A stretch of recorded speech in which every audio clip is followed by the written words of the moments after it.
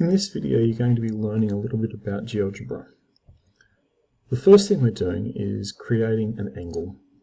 So to do that you need the point tool up here. You need to select that point tool and then create 3 points. Notice that as I create the points it's giving them labels. The labels A, B and C have already been used in the example, so it has to move on to other points.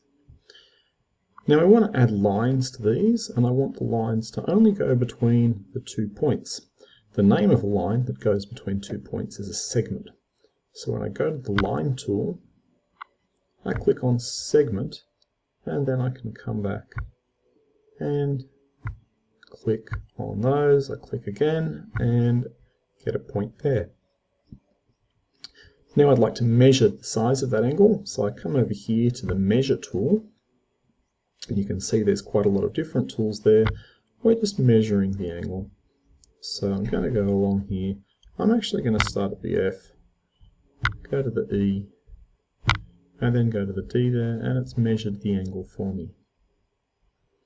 I'd like you to think about these other questions down here, and maybe play around. You can delete your angle and try again, work in different ways to see if you can see how the measure tool works.